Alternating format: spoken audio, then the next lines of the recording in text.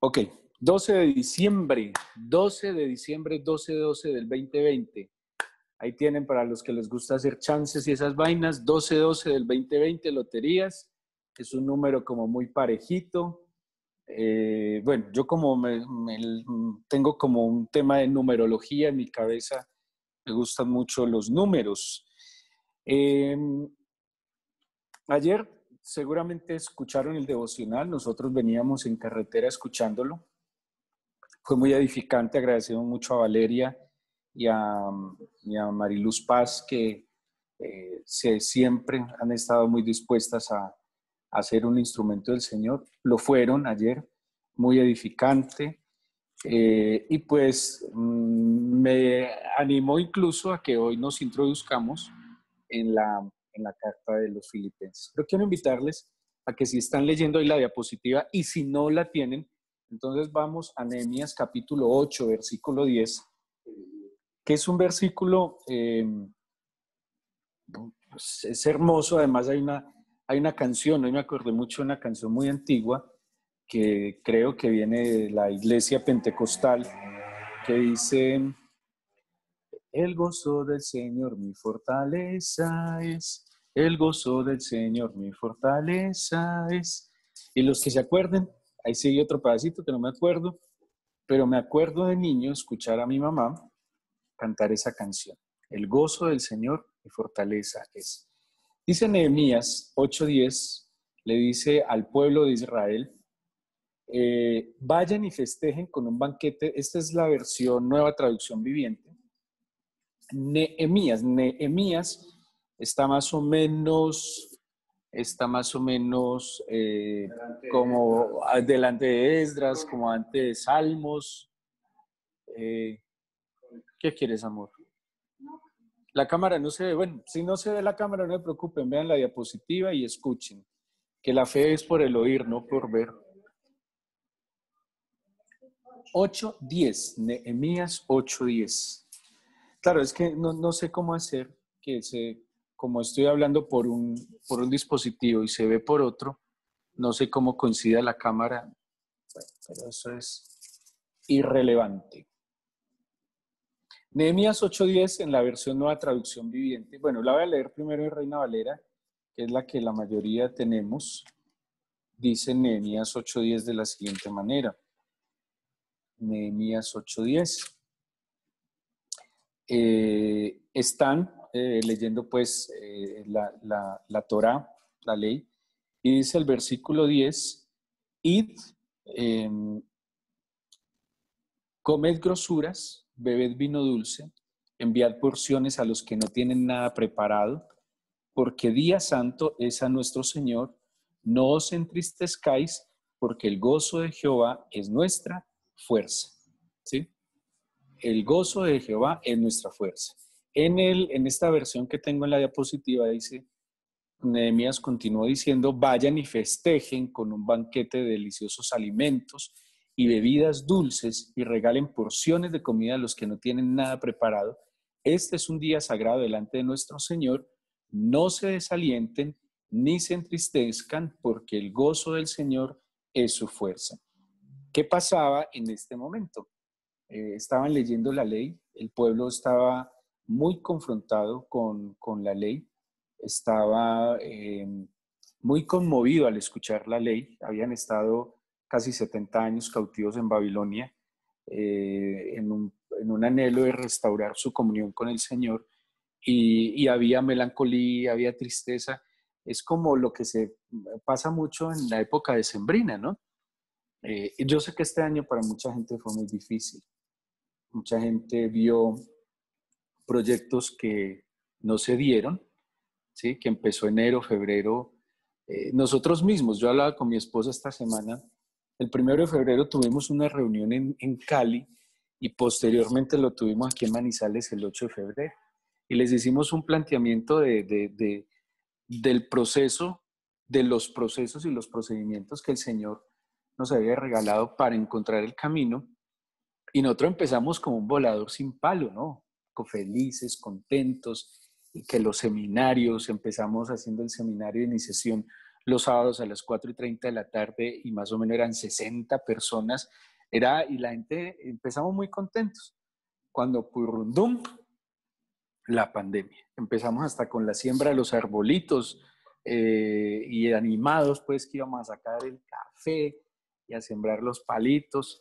Y bueno, pero yo le decía a mi esposa que aunque las cosas en el caso de nosotros como iglesia y en nosotros como pastores no se dieron como planeamos, no podemos negar que el Señor ha sido extraordinario.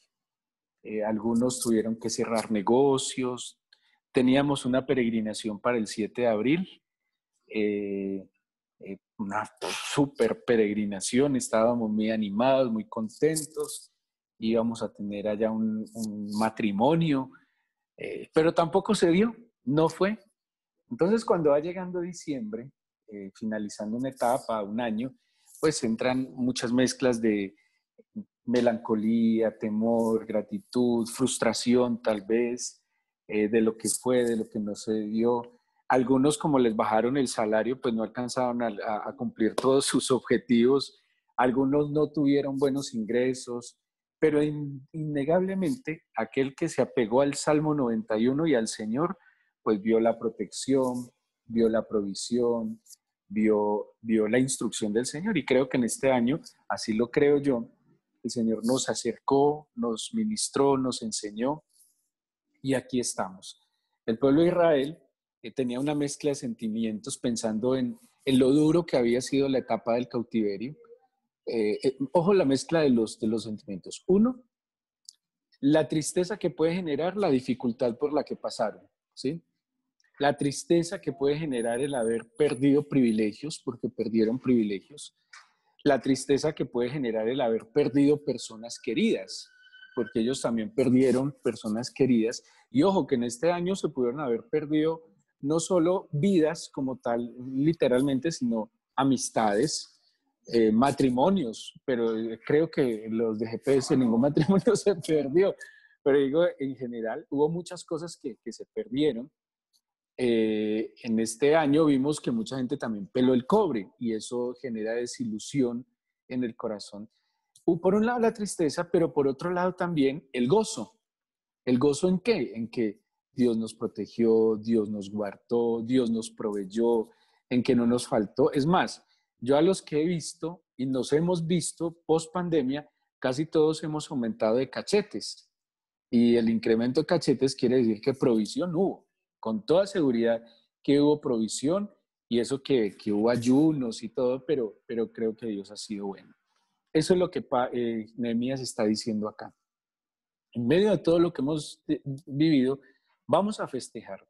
Vamos a compartir. Cierto que este versículo parece un versículo navideño. Si ustedes lo miran, es como un versículo navideño porque dice, vayan y festejen con banquete, deliciosos alimentos y bebidas dulces. El plato navideño, por ejemplo, del Valle del Cauca, es un plato navideño que un diabético lo tiene que mirar a kilómetros porque abunda el dulce. Es dulce a más no poder. ¿Sí? Es muy rico, es muy dulce.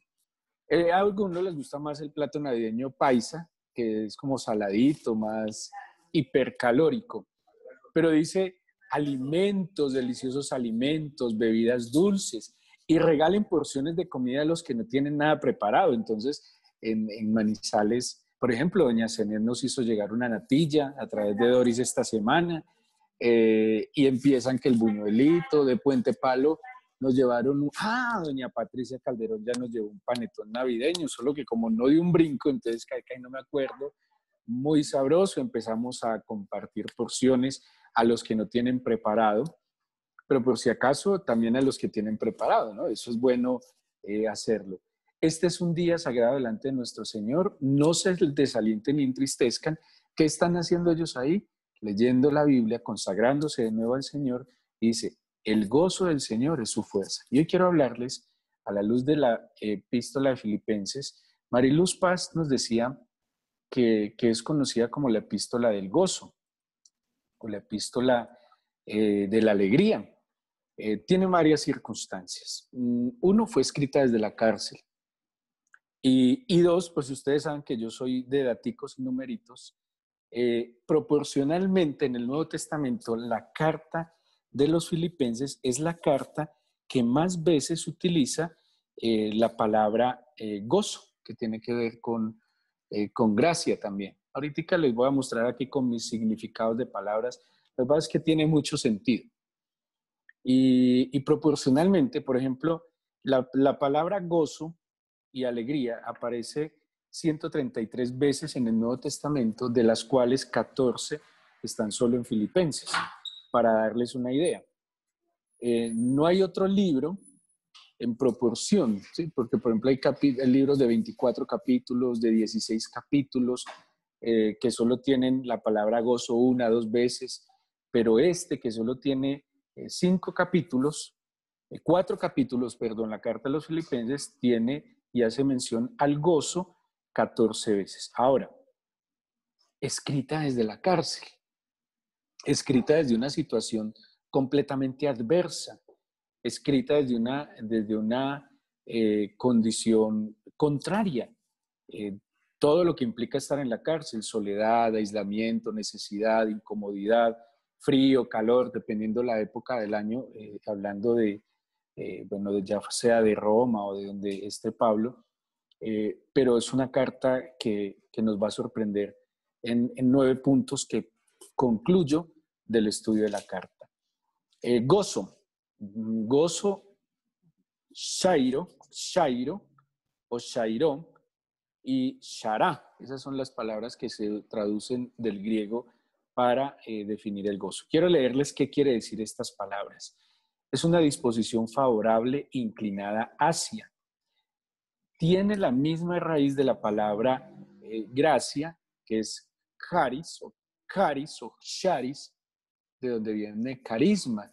¿Se acuerdan que cuando hemos hablado de los dones del Espíritu Santo, la Biblia habla de los carismas? Los carismas son gracias, son dones de Dios. Tiene mucho sentido porque gozo como tal es un don que Dios da, es un regalo del Señor, es una dádiva que Dios da gratuitamente, es una capacidad que el Señor da de manera soberana. Entonces dice, propiamente deleitarse en la gracia de Dios. O sea, es que si hablamos de gozo, no es una simple alegría, sino que es deleitarse en la gracia de Dios, regocijarse, literalmente experimentar el favor de Dios, ser conscientes de su gracia. Entonces mire el sentido. Usted este año perdió un negocio, digamos que se quebró.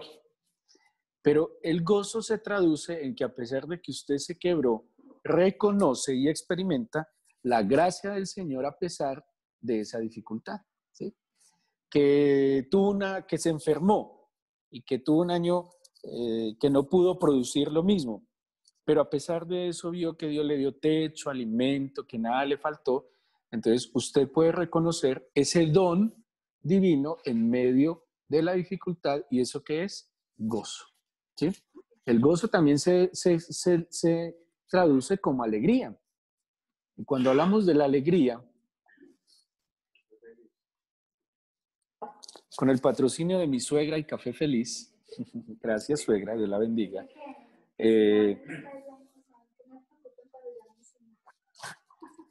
estoy muy bien.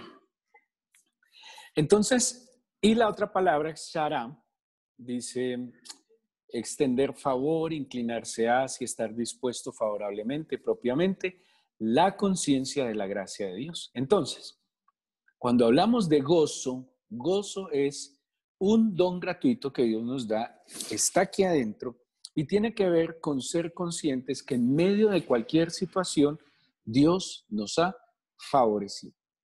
O sea que el gozo definitivamente es un antídoto absoluto contra la queja, ¿sí? Porque el gozo tiene que ver con la gratitud. Si yo conozco y soy consciente del favor de Dios para con mi vida, tal vez sin merecerlo, tal vez aparentemente sin notarlo, o que tal vez no sea tan evidente, eso me genera a mí una alegría sobrenatural, ¿sí? O sea que el gozo es totalmente independiente a los factores externos, porque el gozo es completamente interno. Vamos a ver entonces. Abre el micrófono, lo puedes abrir ahí. Mi esposa quiere decir algo. Abre el micrófono, mi amor. Tú lo puedes abrir. Bueno, con la situación de Cristina, creo que la mayoría de los que estamos conectados sabemos que ella perdió a su esposo hace ya bajo 2 semanas. Pero escucharla hoy y decir cosas como, en medio de todo esto que ella ha vivido, no, Dios me estaba preparando, porque el Señor es muy lindo, porque en medio de todo yo veo su mano. Entonces, expresiones como esas lo llevan a uno a reconocer el gozo de una manera sobrenatural, porque como tras una pérdida tan grande, siempre está ella recalcando lo bueno de Dios en medio de su situación.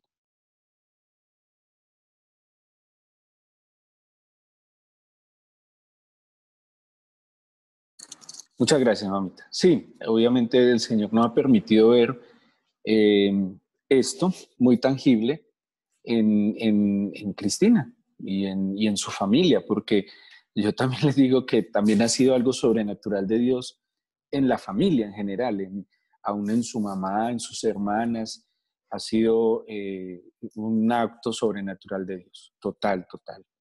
Y miren que eso hace, lo que les decía, ese gozo del Señor hace que la queja se vaya a cero. Miren, la queja amarga. Si ustedes han estado en algún momento con gente que se vive quejando, la queja fastidia, la queja es repelente y termina amargando el corazón, fastidia, molesta, inquieta. Pero qué mejor antídoto contra la queja que el gozo, que es el don de Dios que nos permite reconocer su favor en medio de cualquier situación, ¿sí? Vamos a ver entonces en Filipenses cómo y dónde está presente el gozo del Señor. Es hermoso, y yo creería que solo leyendo ustedes van a entender y lo van a ver. Yo creo que ni siquiera hay mucho que explicar.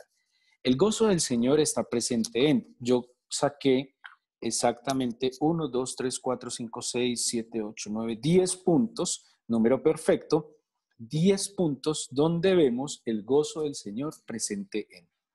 Literalmente, vuelvo y ubíquense. Pablo está en la cárcel. Pablo está en una situación adversa. Además, ya tiene unos años, tiene un bagaje, tiene un recorrido y desde la cárcel escribe a los filipenses. De mucha estima a los filipenses, ¿sí? De mucha estima a los filipenses para Pablo. Dice, vamos a ver el primer punto, dice, el gozo del Señor, Filipenses 1:4. El gozo del Señor está presente en la oración y ruego. Miren el versículo 4. Bueno, voy a leerlo desde el 3. Doy gracias a mi Dios siempre que me acuerdo de vosotros, siempre en todas mis oraciones, rogando con gozo por todos vosotros, por vuestra comunión en el Evangelio, desde el primer día hasta ahora. Se parece a muchos de nosotros que a veces cuando vamos a orar, oramos y rogamos con tristeza, con amargura, con preocupación, con ansiedad, con depresión, con ira, con enojo. Y dice aquí, oro y ruego, ¿en qué? En el gozo del Señor. Entonces, por poner un ejemplo, voy a orar por la familia XY. Y yo empiezo a orar en el gozo de ver que Dios ha obrado en ellos, que les ha bendecido. No simplemente empezar a decir, tan ingratos, como no se acuerdan de ti. No, orar, Señor, están a tus pies, tú has sido bueno con ellos, les has tenido paciencia, has tenido misericordia. ¿Y eso que va a generar en aquel que ora y ruega? Gozo. Es muy diferente orar en el gozo que orar en la queja, ¿sí? Además, cuando se ora en el gozo, esa oración implícitamente que lleva gratitud. Es una oración. Y ojo que está diciendo oración y ruego. O sea que él no solo oraba por ellos, sino que pedía por ellos, pero pedía por ellos reconociendo el favor de Dios en los filipenses. Y dice desde el principio. Seguramente los filipenses también tendrían dificultades, seguramente también tendrían disensiones. Estaba yo leyendo el comentario de William Barclay y decía que Pablo tuvo que haber escrito cartas más o menos en un lapso de tiempo de más de 20 años y solo tenemos 13. Dice, tuvo que haber muchas cartas porque ahorita vamos a ver un detalle. Pablo dice que les ha escrito y les ha dicho muchas veces. Quiere decir que es muy posible que Pablo a todas las iglesias les mandó muchas cartas. Por ejemplo, a los filipenses les dice, les voy a repetir. O sea que Pablo seguramente les dijo, les repitió muchas cartas, porque recuerde que el ministerio de Pablo era itinerante. Él en Éfeso estuvo 2 años, estuvo en algún otro 1 año, pero no era que se pasara ahí.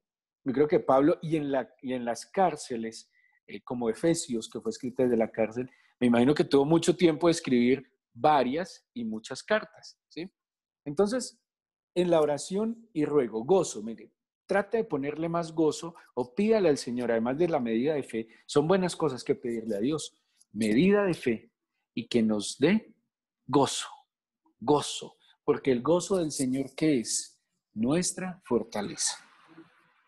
O sea, que si el gozo del Señor no está presente, esa falta de ese gozo que va a generar en nuestros corazones, debilidad. Y nos va a hacer flaquear, va a generar desánimo. Pero el gozo del Señor será nuestra fortaleza. Luego dice el versículo 18, que pues, que no obstante, de todas maneras, o por pretexto, o por verdad, Cristo es anunciado, y en esto me gozo y me gozaré aún. A propósito, ese versículo 18,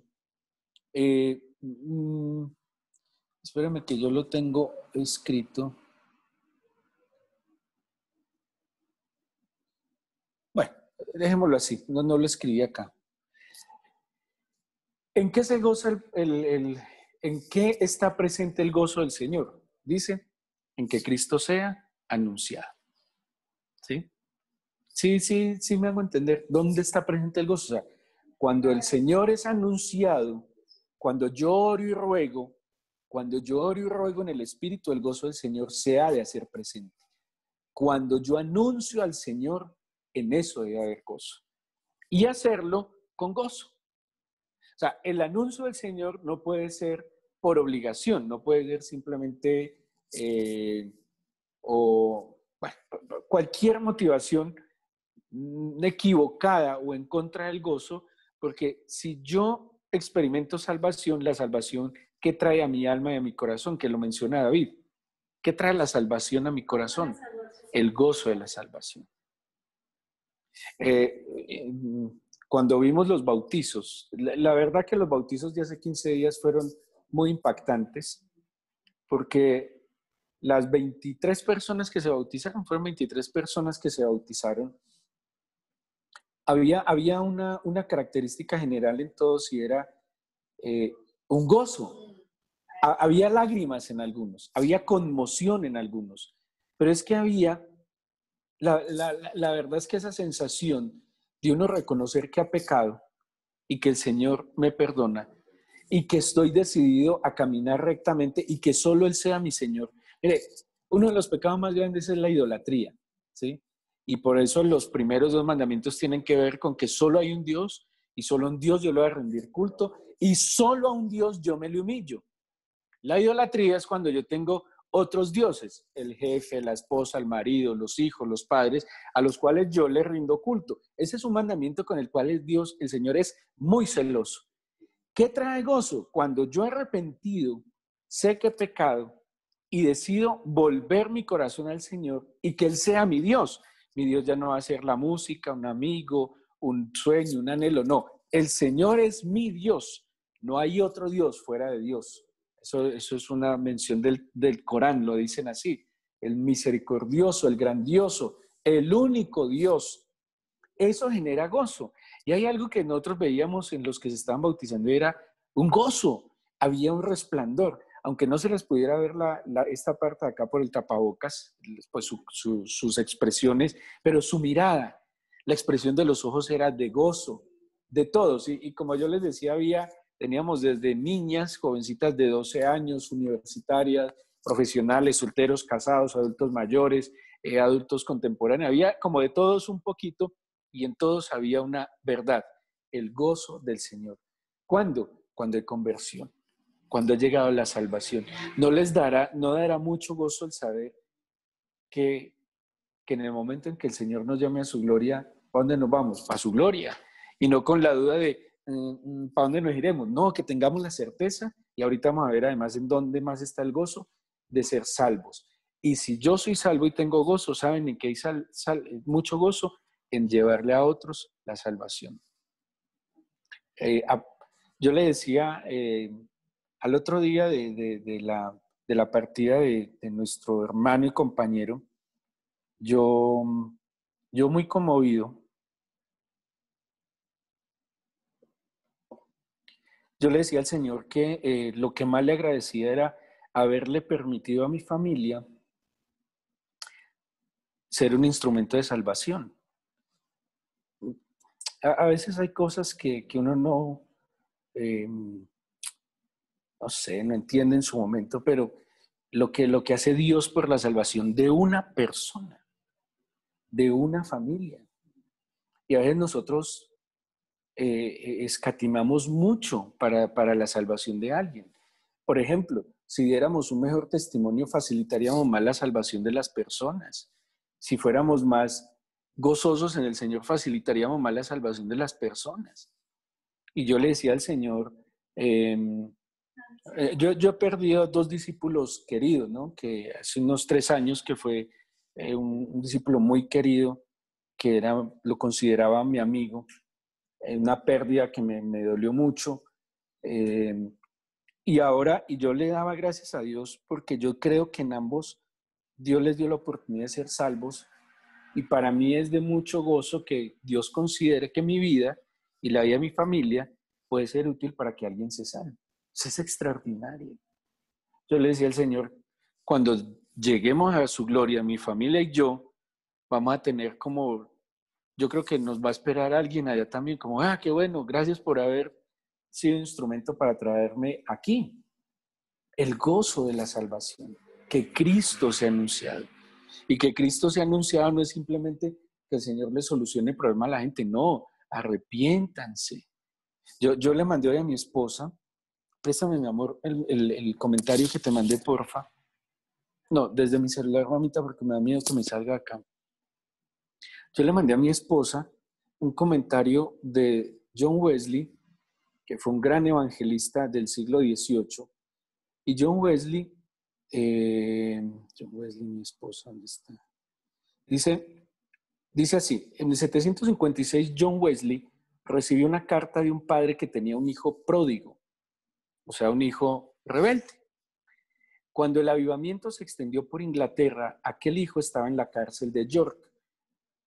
Pido a Dios, escribía el padre, no talar su vida en sus pecados. Le dio tiempo para arrepentirse, y no solo eso, sino un corazón para arrepentirse. El joven fue condenado a muerte por sus culpas, y la carta del padre proseguía.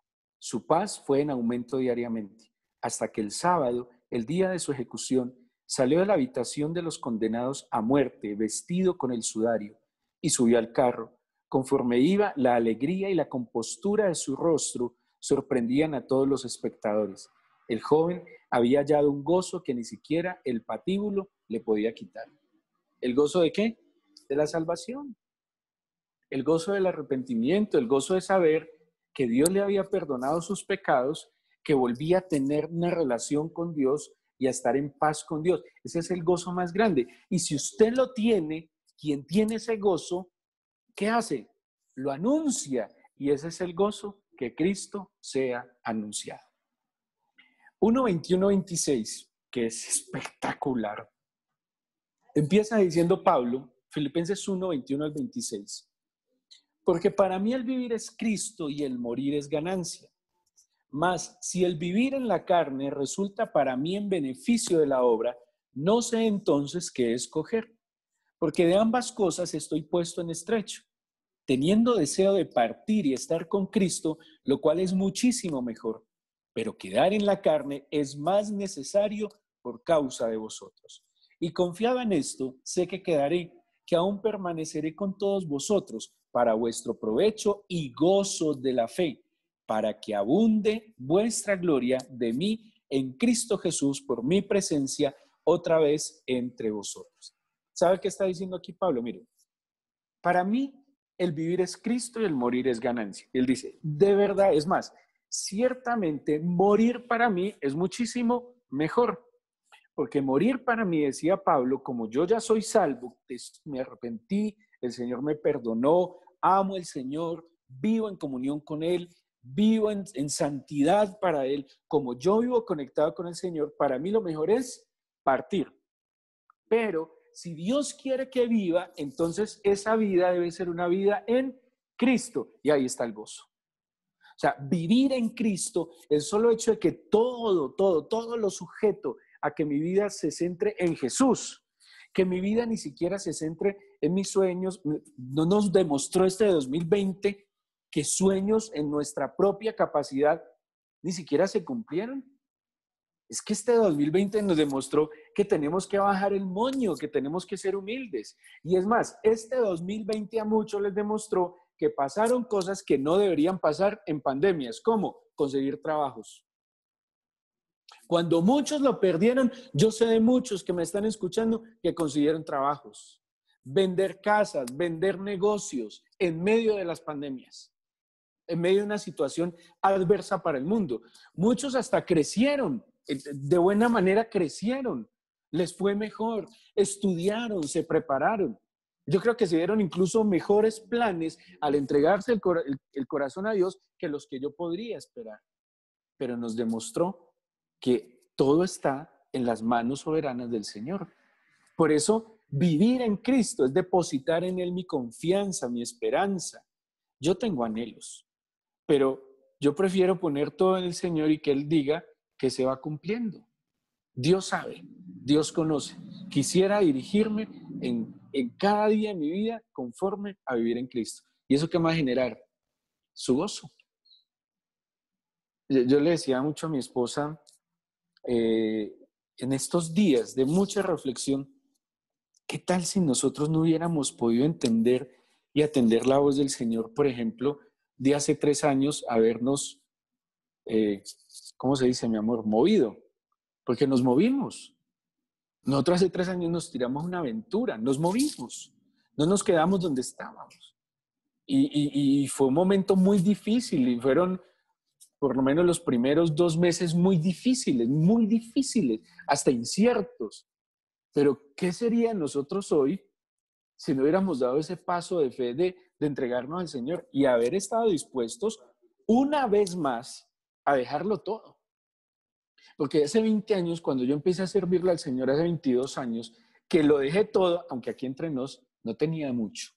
O sea, tampoco lo que me implicó dejar fue dejar una vida desordenada, disoluta, sin esperanzas, pero lo dejé. Pero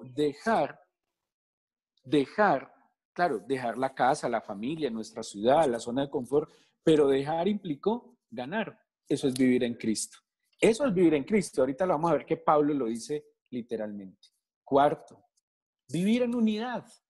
Vivir en unidad, ahí está el gozo del Señor. Dice el versículo 1 al 4 del capítulo 2, por tanto, si hay alguna consolación en Cristo, si hay algún consuelo de amor, si hay alguna comunión del Espíritu, si hay algún afecto entrañable, si hay alguna misericordia, completad mi gozo, sintiendo lo mismo, teniendo el mismo amor, unánimes, sintiendo una misma cosa. El gozo del Señor está presente en vivir en unidad. Pero no la unidad donde yo anulo al otro, donde el otro se tiene que ajustar a mis gustos, a mis planes. Es la unidad donde cada uno le entrega su vida al Señor y en el Señor se encuentran y son uno solo. Ahí no cabe egoísmo, mire, ahí no cabe mío. Ahí no cabe esto es mío, esto es mío. A veces mi esposa decía, por ejemplo, tu carro. Y yo le decía, no, ¿cuál tu carro? Esto es nuestro carro. Bueno, es el carro del Señor, pero esto es nuestro. Aquí no hay nada mío. No hay nada mío. Todo primero es del Señor. Y si estamos casados, pues es de los dos. Eso nos lo puso el Señor. Los dos estamos llamados a cuidarlo, a compartirlo. Yo no le puedo negar nada a mi esposa, sino que mis zapatos no le sirven y los de ella no me sirven. Pero si le sirvieran, lo mío es de ella. Lo de ella. Yo en estos días se puso una camiseta mía a mi esposa y yo la vi y yo le decía, primero dije, qué buen gusto tengo yo para la ropa. Y segundo, se veía tan bonita con algo que yo considero que es mío. Pero es que en el Señor somos uno, porque todo es del Señor.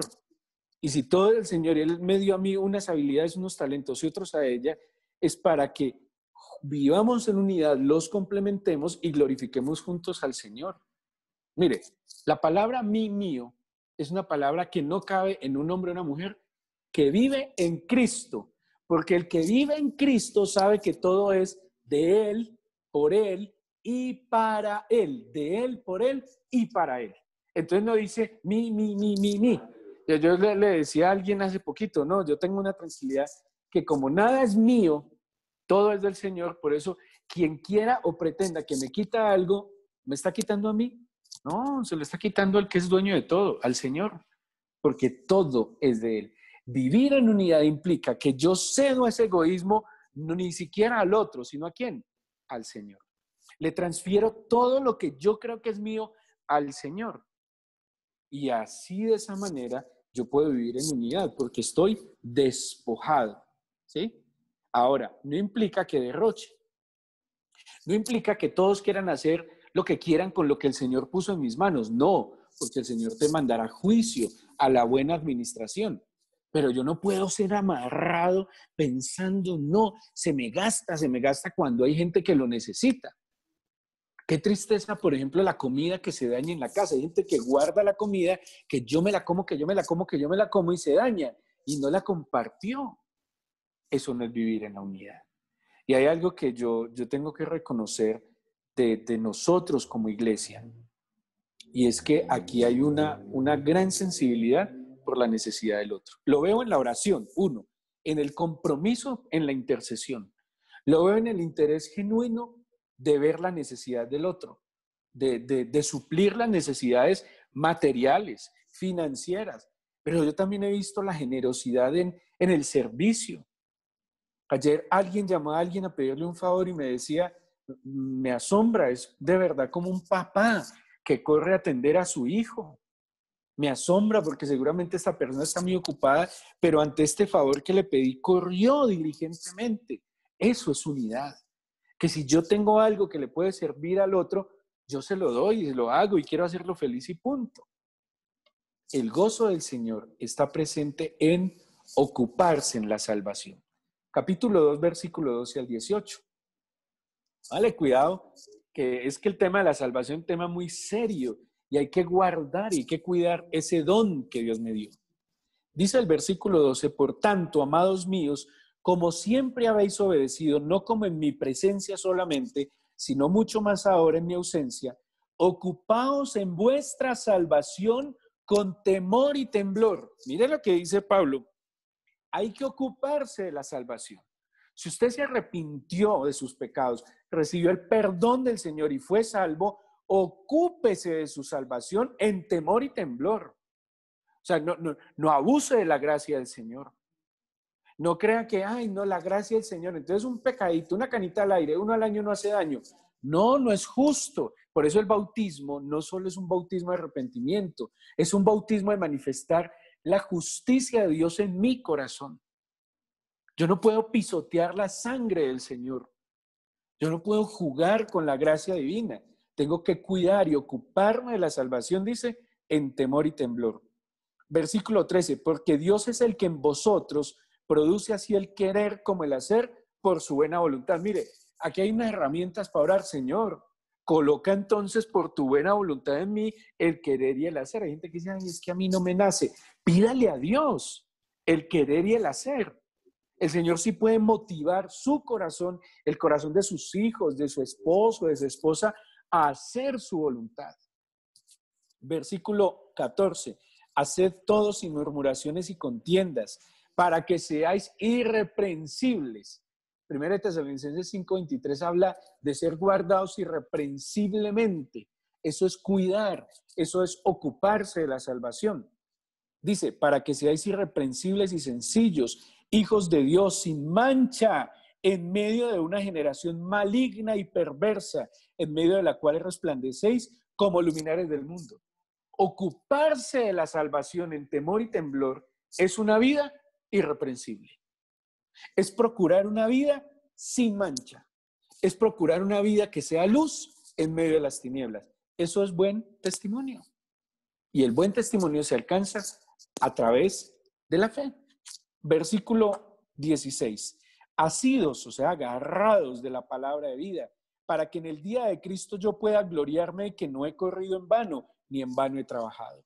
Y aunque sea derramado en libación sobre el sacrificio y servicio de vuestra fe, me gozo y regocijo con todos vosotros. Y asimismo gozaos y regocijaos también vosotros conmigo. ¿En qué? En ocuparnos de esta salvación. ¿Cómo? Buscando ser irreprensibles, siendo luz y no ocultando la luz debajo de la mesa. Testificando, testificando, testificando. Mire, la gente está tan acostumbrada al mal que no pueden creer que alguien quiera hacer las cosas con el interés de glorificar a Dios. Así que es muy posible que usted testificando y haciendo el bien, que reciba juicios, críticas y condenaciones. No, eso tan bueno no lo dan gratis. Eso tan bueno no lo dan gratis. Si le están haciendo ese favor, es porque algo están esperando. Pues que hablen. Es mejor que hablen porque usted está haciendo el bien y no que hablen porque usted está haciendo el mal. Por Dios, ¿no lo dijeron del Señor Jesús? No dijeron barbaridades y terminaron matándolo. Entonces, hay que ocuparnos de la salvación siendo luz y dando en testimonio. Haga el bien, porque también, yo le decía en estos días a alguien, yo sí tengo muchos intereses cuando hago el bien. Y uno de mis más grandes intereses es glorificar a Dios, y yo anhelo que mi Dios me bendiga. Si mi Señor me dice, haga esto, atienda esto, supla esto, yo lo hago, me lo dice mi Señor. Que no me lo reconozca nadie más, pero si mi Señor me dice, bien, buen siervo fiel, sobre poco fuiste fiel, sobre mucho te pondré, entra en el gozo de tu Señor, yo lo voy a hacer independientemente de que uno lo juzguen bien o lo juzguen mal. Es más, la verdad, yo creo que eso es un sentir de mi familia. Nosotros no estamos buscando un premio Nobel en lo que hacemos, no. Mire, ustedes se han notado que hasta, ¿saben? Nosotros les voy a contar. Ustedes saben que para redes sociales nosotros somos muy cruz. Y ni siquiera lo que hacemos lo publicamos. Yo soy muy celoso. La Biblia dice que tu mano derecha no sepa lo que hace tu mano izquierda. ¿Saben por qué hacemos las cosas? Por ejemplo, algunas cosas de lo que se ha hecho con los niños del programa Inglés para la Vida. Les voy a decir la razón por la cual a veces lo muestro. Porque hay gente que aporta y es necesario que vean que sus aportes son reales. Se van a la causa para lo cual aportar. Pero personalmente yo no veo la necesidad de estar mostrando como para reconocimiento. No, el reconocimiento, ¿quién lo da? El Señor. A nosotros personalmente nos gusta más como el bajo perfil y la gloria del Señor que se manifiesta. Y lo que consideremos que ha de glorificar a Dios, pues se ha de publicar para la gloria del Señor. Ocuparse en la salvación. Sexto, apreciar y recibir a los que sirven al Señor. Póngale cuidado, ese 19 al 30 que habla de Timoteo y Epafrodito. Timoteo, aquí, este es unos versículos que saqué estamos haciendo un material que se llama Atesorando para los hijos. Vamos a sacar un manual que se llama Atesorando para los hijos, que salió de esa enseñanza ya hace como un mes. Pablo habla de Timoteo y dice que yo les quiero enviar a Timoteo, pero en este momento no puedo, porque lo necesito. Les voy a enviar a Epafrodito.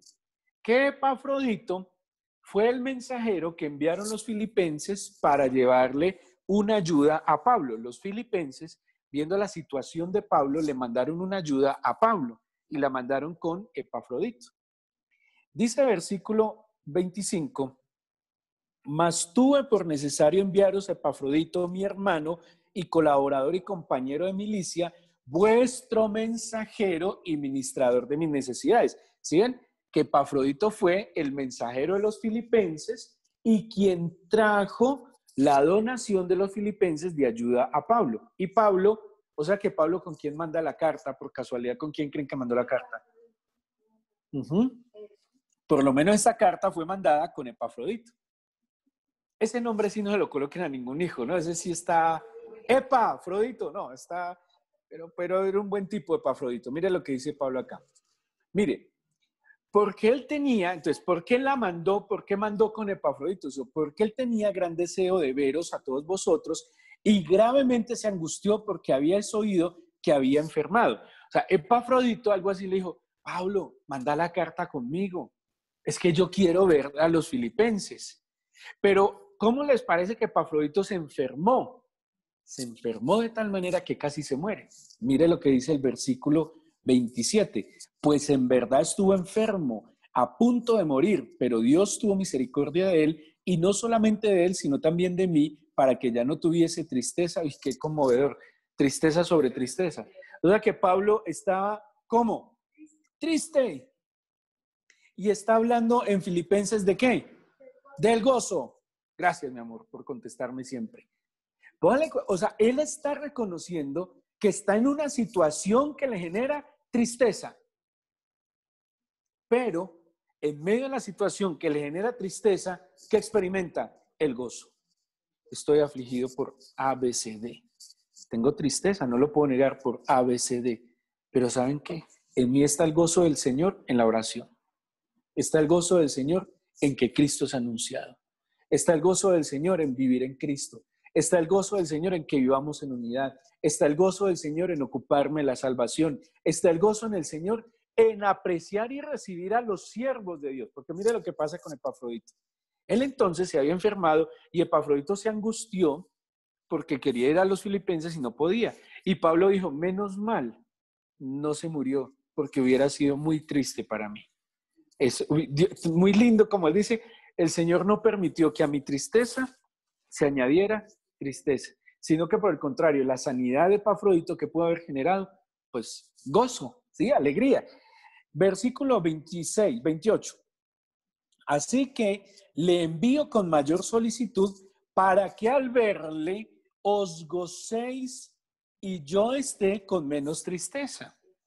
O sea, el gozo de que reciban con gozo a Epafrodito iba a menguar la tristeza de Pablo. ¿Sí? Espérate, mi amor, espérate. Abre el micrófono, mamita. Y lee. Allí en el chat escuchamos, leímos, no sé, dice, si se escucha, amor, dice, como entristecidos, mas siempre gozosos, como pobres, mas enriqueciendo a muchos, como no teniendo nada, mas poseyéndolo todo, 2 Corintios 6:10. Excelente.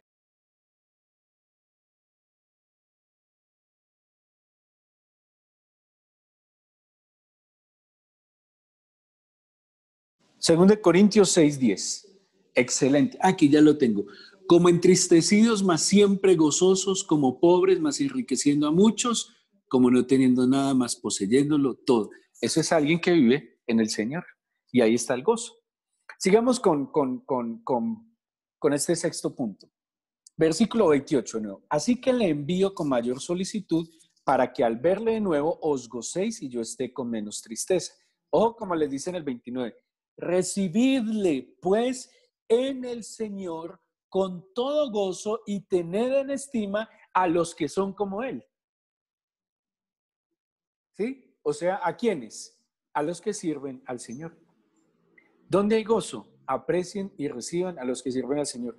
Hace poco, no, de verdad, yo veo ese amor del Señor cuando he tenido la oportunidad de visitar a ustedes, ¿sí? A todos.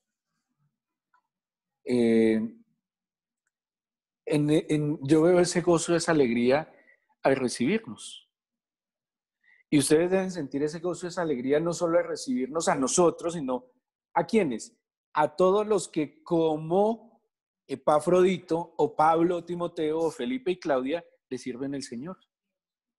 Cuando alguien de la iglesia vaya a visitarlos, recíbanlos con gozo y aprecien la visita, porque son portadores de un don de Dios. Seguro.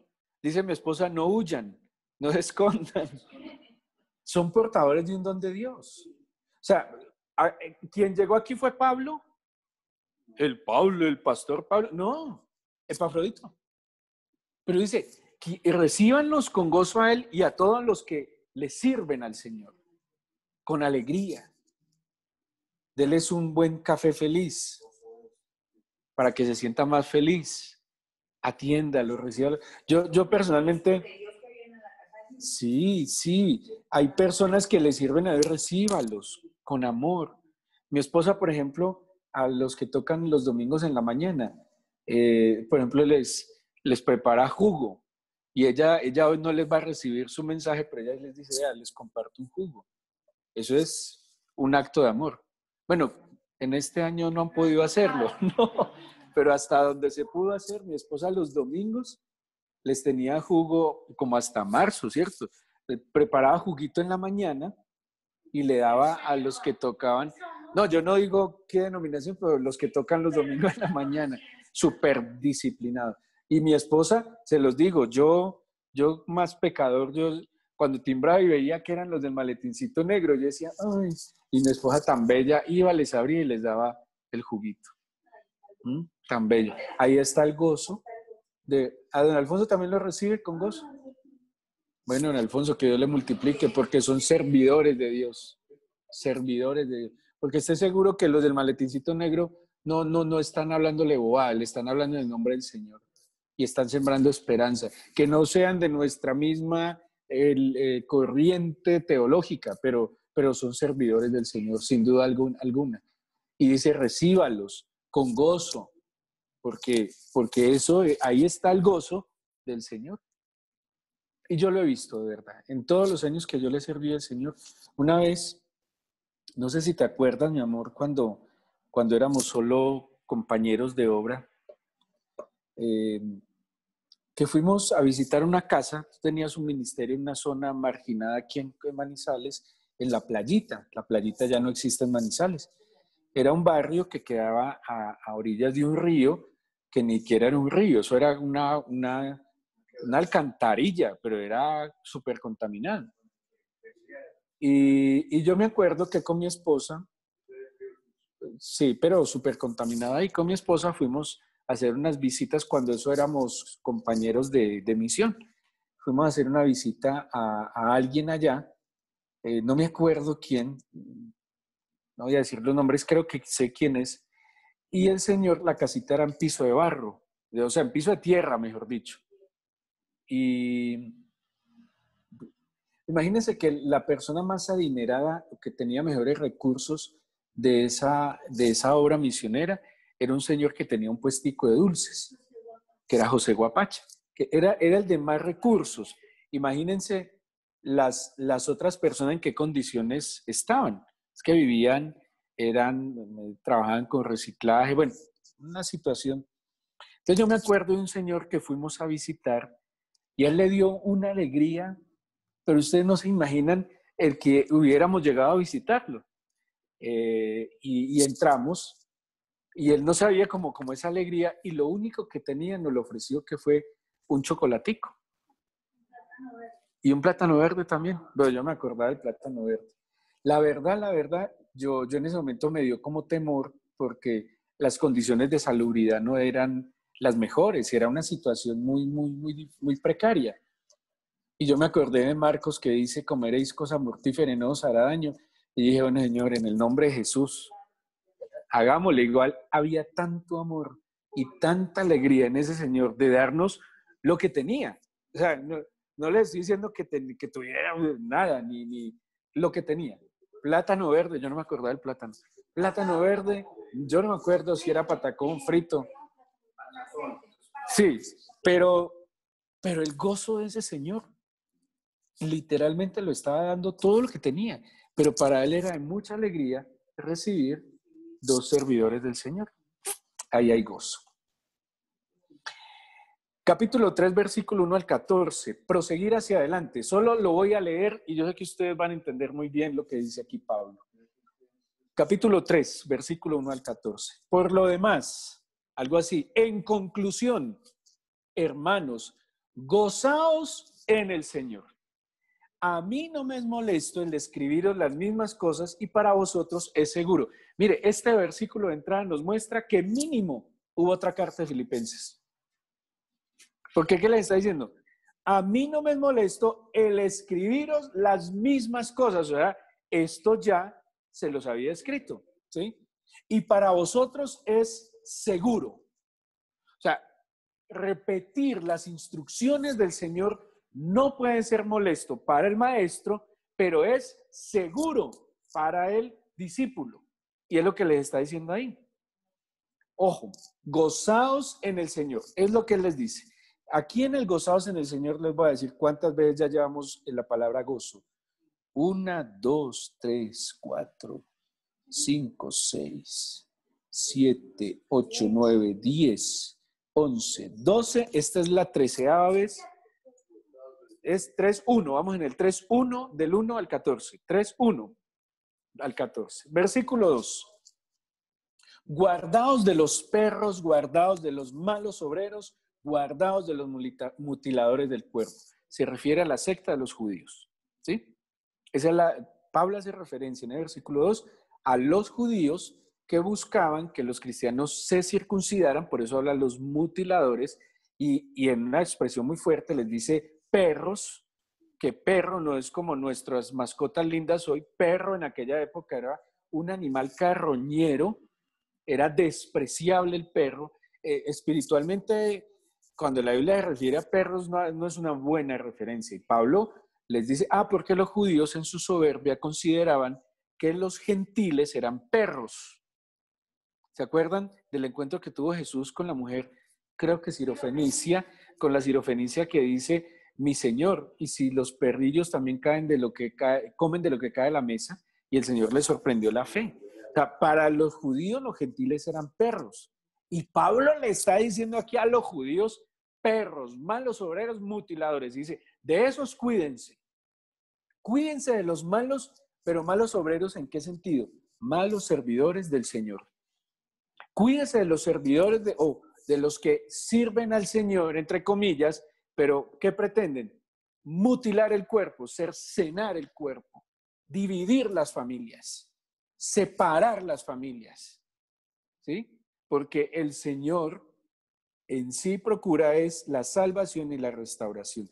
Advierte que en la fe es muy posible que los padres estén contra los hijos, ¿cierto? ¿Se acuerdan que eso lo dice el Señor, lo advierte? Pero de ninguna manera es que esté promoviendo la disolución de la familia a causa de la fe. Tanto que Pablo a los Corintios dice que es posible que la fe de la mujer crédula pueda ayudar a salvar al incrédulo, ¿sí? Muy bien. Dice, porque nosotros somos la circuncisión, se refiere a los cristianos, los que en espíritu servimos a Dios y nos gloriamos en Cristo Jesús, no teniendo confianza en la carne. Aunque yo tengo también de qué confiar en la carne, si alguno, aquí Pablo va a describir lo que él era humanamente, algo así. Si fuera en esta época diría, mire cómo va a decir, yo no me glorío en la carne. Los judíos se gloriaban en su linaje, en que eran judíos, en que eran israelitas y en la circuncisión. Ellos se creían de mejor abolengo, se creían de mejor familia, ¿sí? Y Pablo dice, pues yo también tendría de qué gloriarme, y va a describir. Dice, versículo 4, si alguno piensa que tiene de qué confiar en la carne, yo más. Versículo 5, circuncidado al 8º día.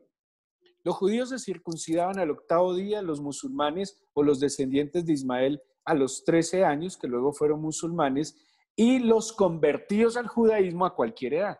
Ser circuncidado a los 8 días demostraba que él era un judío de pura cepa, como dice el dicho, ¿sí? O sea, no era un judío añadido, era un judío de nacimiento. Pero además de que era del linaje de Israel, era de la tribu de Benjamín. La tribu de Benjamín sí que era importante, muy importante. Cuando se separa Israel, quedan Judá y Benjamín. El primer rey de Israel, ¿de qué tribu era? De Benjamín. El hijo amado de Jacob, ¿quién era? Benjamín. Otro dato, el único patriarca que nació en la Tierra Santa, ¿quién fue? Benjamín. Los 11 nacieron en Padán Aram. El único que nació en la tierra prometida en Canaán fue Benjamín. O sea que decir, de la tribu de Benjamín, es decir, si alguien tiene de qué dárselas y de qué jactarse, yo más. Porque soy israelita, circuncidado al 8º día, y además no soy de cualquier tribu, soy de la tribu de Benjamín. Ahí les dio unos datos. Ahora, sigue diciendo Pablo, hebreo de hebreos, o sea, que él además se refiere también a la lengua. En cuanto a la ley, fariseo. Yo les he dicho, los fariseos eran una raza sacerdotal, respetable, y fariseo quiere decir algo así como apartado. Lo que pasa es que, y yo les he dicho mucho, para que no pequen por ignorantes, nunca más le vuelvan a decir a un hipócrita fariseo, porque van a quedar como ignorantes de la escritura, y ustedes conocen la escritura. Un fariseo no necesariamente era hipócrita. De hecho, los fariseos jugaron un papel muy importante en la fe judía y nuestro Señor Jesucristo era de corriente farisea. Entonces, si usted a un hipócrita le dice fariseo, de alguna manera le está faltando el respeto a nuestro Señor, porque nuestro Señor era fariseo. ¿Listo? Entonces, eso no está bien. Que lo digan los indoctos. Uy, mucho fariseo. Que lo digan los indoctos. Ustedes que conocen la Biblia, nunca más lo vuelvan a decir. Porque Pablo se está jactando que era fariseo. Sí. O sea que ser fariseo tampoco es que era malo.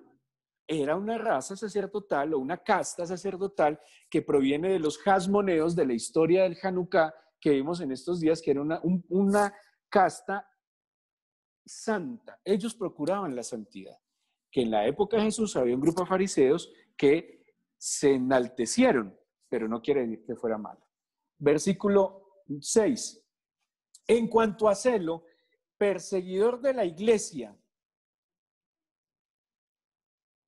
en cuanto a la justicia que es en la ley, irreprensible. O sea que Pablo cumplía la ley, los 633 mandamientos de la ley los cumplía. Pero miren lo que dice el 7. Pero cuantas cosas eran para mí ganancia, las he estimado como pérdida por amor de Cristo. ¿Saben qué está diciendo? Todo en lo que yo me pudiera jactar, gloriar o envanecer, lo estimo como pérdida por una cosa. ¿Qué? El amor de Cristo. Versículos 8. Y ciertamente aún estimo todas las cosas como pérdida por la excelencia del conocimiento de Cristo, mi Señor, por amor del cual lo he perdido todo y lo tengo por, literalmente, aquí habla de estiércol. La palabra aquí ya se usa como un eufemismo en esta versión, pero la palabra original es estiércol, caca. ¿Sabe qué está diciendo Pablo? Todo lo que yo era humanamente, para mí, vale estiércol, con un propósito de ganar todo lo que el Señor tiene para mí. ¿Se acuerdan que él le decía a los fariseos? Ustedes invalidan los principios con la tradición. Yo no voy a seguir viviendo por tradiciones. Lo mejor no es lo que viví, lo mejor es lo que Dios tiene para mí. ¿Sí? Que este día, toda la vida lo hemos hecho así. Se están negando a lo que Dios tiene para adelante. Cuando me ponía a vivir, no es que toda la vida ha sido así. Se está negando una cantidad de posibilidades que Dios tiene por delante. Porque en la Biblia lo mejor no es lo que fue, sino lo que viene. Y el Señor le decía a los fariseos torcidos, ustedes invalidan los principios con las tradiciones. Versículo 9. Y ser hallado en él, no teniendo mi propia justicia que es por la ley, sino la que es por la fe de Cristo, la justicia que es de Dios por la fe, a fin de conocerle y el poder de su resurrección y la participación de sus padecimientos, llegando a ser semejante a él en su muerte, si en alguna manera llegase a la resurrección de entre los muertos. No que lo haya alcanzado ya, ni que ya sea perfecto, sino que prosigo por ver si logro agarrar, eso es lo que quiere decir, aquello para lo cual también fui agarrado por Cristo Jesús. Hermanos, yo mismo no pretendo haberlo ya alcanzado, pero una cosa hago, olvidando ciertamente lo que queda atrás y extendiéndome a lo que está adelante, prosigo a la meta, al premio del supremo llamamiento que es en Cristo, de Dios, en Cristo Jesús. ¿Dónde hay gozo? En ir hacia adelante. Lo que fue, fue, lo que no fue, no fue. Lo que pasó, pasó, hacia adelante. Claro, hay que aprender lo bueno, dejar atrás lo malo, aprender de los errores, no volverlo a cometer, pero hacia adelante. El Señor, nuestro Dios, es un Dios de futuro, es más que futuro, de eternidad, hacia adelante. No nos podemos quedar anclados en el pasado, ni en el pasado inmediato. Ya pasó, vamos para adelante. Por eso hay que disfrutar mucho el presente. ¿Sabe por qué la gente queda anclada en el pasado? Porque cuando ese pasado era presente no lo disfrutó. Entonces empieza, ay, yo me acuerdo cuando mis hijos eran chiquitos, como no los disfrutó. Por eso lo mira con melancolía. Yo me acuerdo cuando era saludable y podía alzar pesas, pero no las alzó. Se puso a dormir, a vagar. ¿Sí? Ya no hay tiempo. Ahora vive este presente. Porque mire la contradicción. Si se sigue atrás, aún este presente que debe vivir, tampoco lo disfrutan. Los abuelos, ¿qué deben hacer? Yo me acuerdo una vez que escuché una predicación de Ninosca de Ponce. Ninosca de Ponce decía, un abuelo no está para criar, un abuelo está para malcriar. Ninosca. Y decía, no, es que nada, el abuelo no está para criar, que críen los papás. El abuelo no está para que sea el logro de la casa, el abuelo está para que sea el chévere. El abuelo pagó el precio con los hijos de ser maluco, pero como abuelo, sea chévere, juegue con ellos, comparta con ellos, alcahueteales. Mire, a veces los hijos, los nietos, necesitan relajar la tensión de la formación de los padres. Y yo le digo a los abuelos, si los padres no los están formando, pues problema de ellos son los que darán cuenta. La Biblia no dice que el abuelo dará cuenta de sus nietos. Ámenlos. Disfrútenlos. Qué bueno que un abuelo diga, mi abuela tan chévere. Eso es lo que debe quedar en la mente y en el corazón. No que, oye, mi abuela, ay, no, mi abuela, mi abuelo, no, mi abuelo que nos... Imagínate, abuelos que le pegan a los nietos. No, los abuelos no le tienen que pegar a los nietos. Y si usted dirá, a no ser que por circunstancias le tocó al abuelo criar al nieto como hijo. Eso pasa. Pero si el niño tiene papás, no, ahora disfrute que esa es tu etapa. No le deje el vacío a sus nietos de no haberlo disfrutado como abuelo. Así de sencillo. Yo tengo muy buenos recuerdos de mi abuelo Eduardo y de mi abuela Mariela. Mi abuela Mariela un poquito más regañona, pero mi abuelo Eduardo era muy divertido. Yo no me acuerdo nunca un regaño de mi abuelo Eduardo. Y es bueno eso.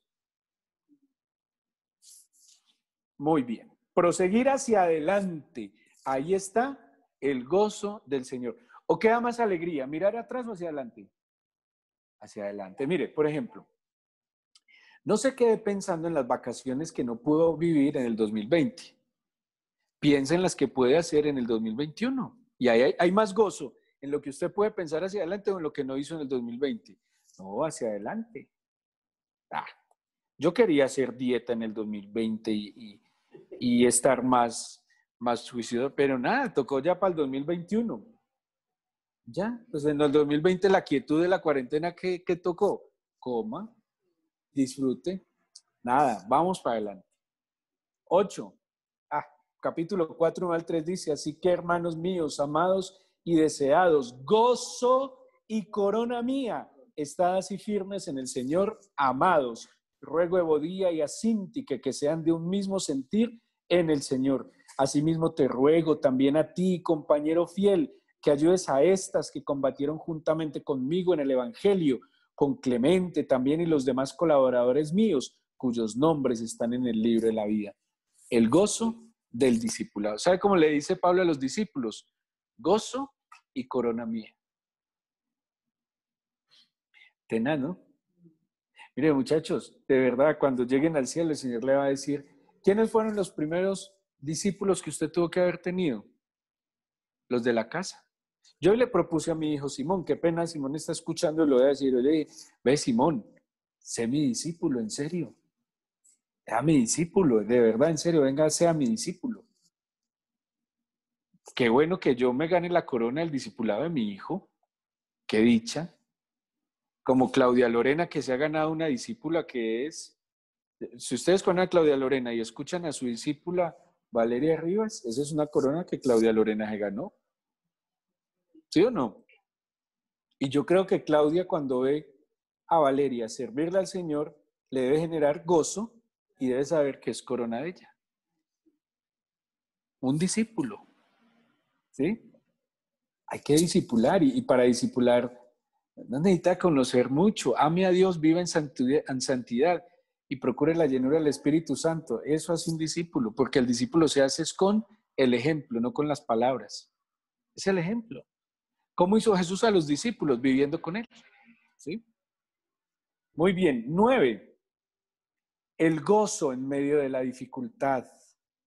Dice el 4 al 7. Regocijaos en el Señor siempre. Otra vez os digo, regocijaos. ¿Dónde está Pablo? En la cárcel. Por nada estéis afanosos, sino sean conocidas todas vuestras peticiones delante de Dios en toda oración y ruego con acción de gracias. Y la paz de Dios, que sobrepasa todo entendimiento, guardará vuestros corazones y vuestros pensamientos en Cristo Jesús. Pablo les escribe desde la cárcel. Y mire, aquí hay solo en estos 4 versículos hay para una enseñanza extraordinaria. Dice, cuando usted se goza en el Señor, su gentileza es conocida delante de los hombres. O sea, el que está gozoso es gentil y amable. Cuando usted está gozoso en el Señor, a pesar de la adversidad, su amabilidad es conocida delante de todos los hombres, usted podrá experimentar que sus oraciones son contestadas y experimentará la paz de Dios que sobrepasa el entendimiento. Mira todo de lo que viene del gozo. Amabilidad, gentileza, oraciones respondidas y una paz sobrenatural. Versículos, y el último punto dice,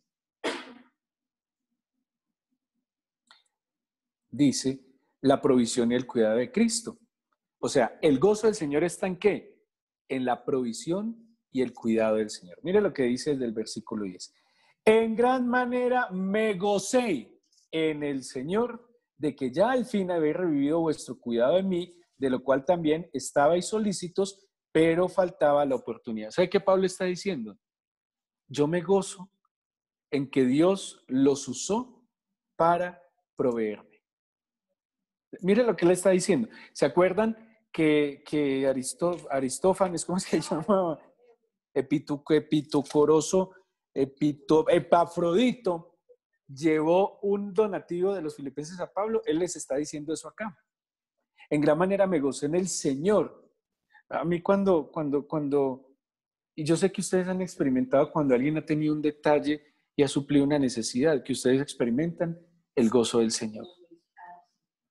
¿Sí? Cuando alguien les hace un favor y les suple una necesidad en cualquier área, yo sé que ustedes experimentan el gozo del Señor. Eso es lo que Pablo está diciendo.